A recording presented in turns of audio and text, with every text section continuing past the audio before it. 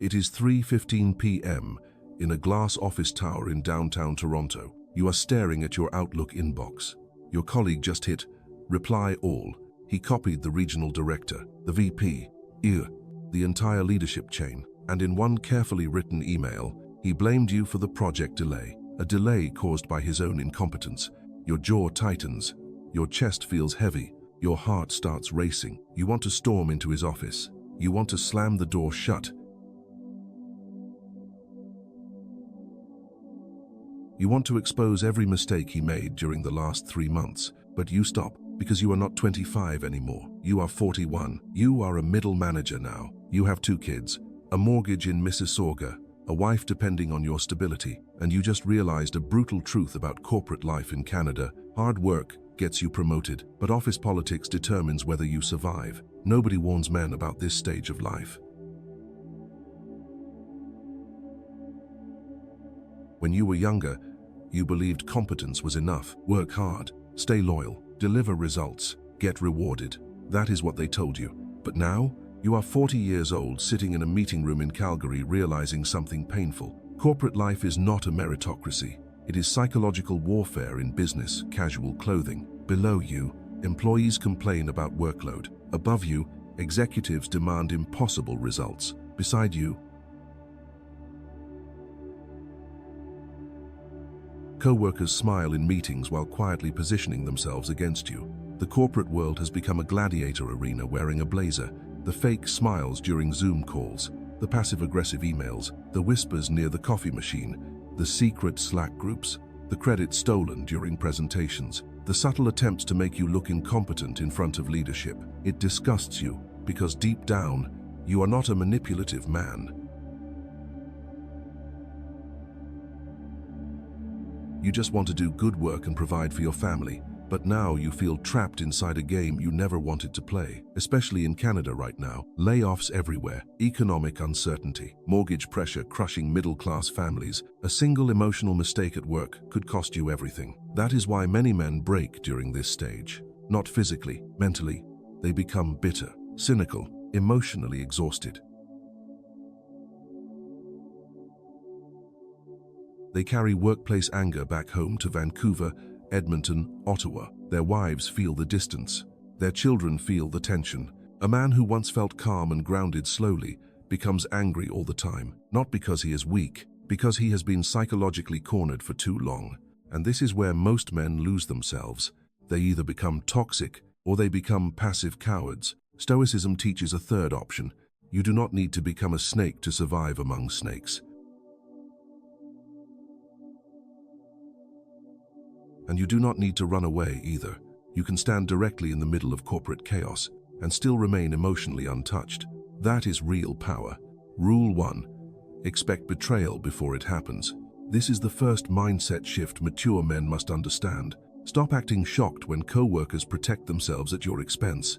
Marcus Aurelius said, "When you wake up in the morning, tell yourself, today you will meet selfish people, liars, arrogant men, and the ungrateful." That was true in ancient Rome. It is still true inside office towers in Toronto today. The mistake most managers make is emotional surprise. They think, I helped this guy. I supported her promotion. How could they do this to me? Wrong mindset. You are expecting loyalty from people driven by survival. Corporate pressure reveals true character very quickly, especially during promotions, layoffs, and budget cuts. Once you emotionally accept this reality,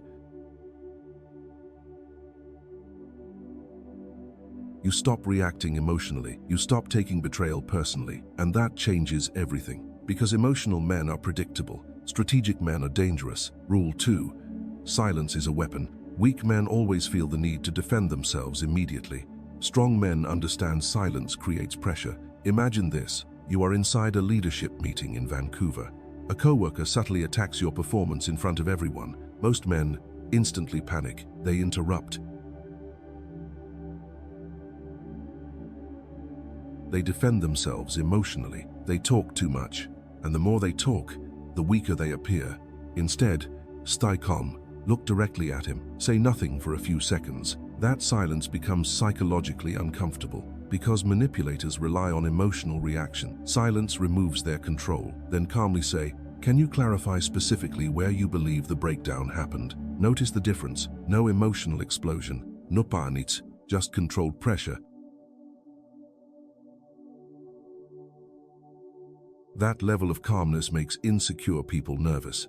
Silence is powerful because it forces weak people to sit with their own words. Rule 3. Document everything.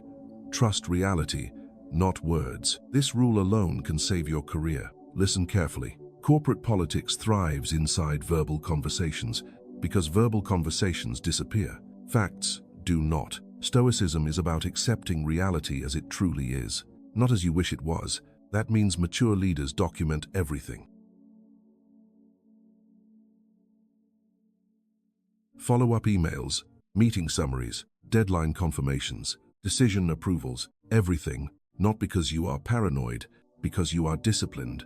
Imagine your director in Montreal suddenly claims, "I was never informed about this delay." Weak managers panic emotionally. Strong managers calmly forward the email chain. Done. No argument, no emotional debate, just evidence. Facts are stoic. Emotions are unstable. In modern corporate life, documentation is self-defense. Rule 4. Never participate in gossip. The office kitchen is one of the most dangerous places in corporate life. Looks harmless, but it destroys careers quietly. You know the situation. A few co-workers gather around talking trash about leadership, complaining about another manager, mocking someone who is not in the room, and they try pulling you into it. Why? Because weak people bond through negativity. Do not fall for that trap. The moment you gossip, you become part of the toxicity.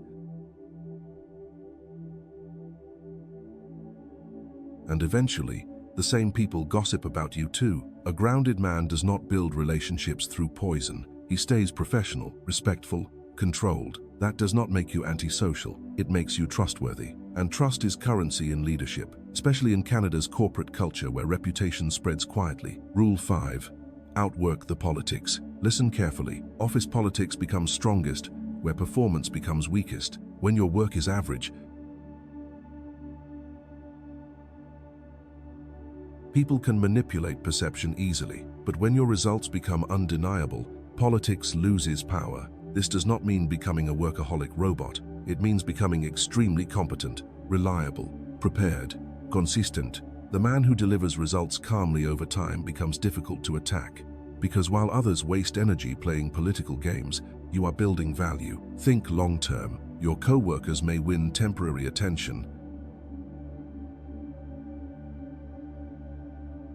but disciplined men build lasting reputations, especially middle managers. Leadership notices consistency over time, not emotional drama. Do not waste your energy trying to beat manipulators at manipulation. Beat them through discipline. That frustrates toxic people more than anything. Listen to me carefully. Office politics is not really about work. It is a psychological stress test.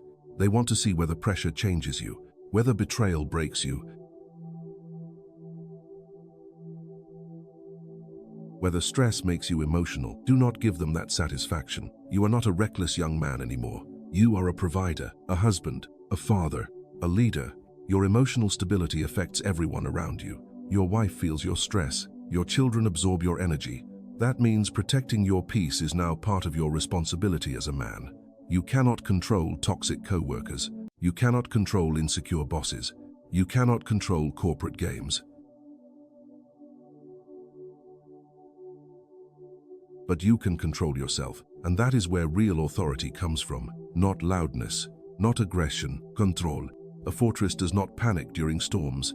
It stands still while chaos crashes against the walls. Become that man. Have you ever been stabbed in the back at work? Maybe by a coworker, maybe by your own manager. How did you handle it? Leave your experience in the comments. I read every single one. And if you are a man between 35 and 45, trying to stay mentally strong in today's toxic corporate world, subscribe to the channel right now, because here, we do not train weak men to complain about pressure. We train disciplined men to stay calm while carrying it. We build steel here.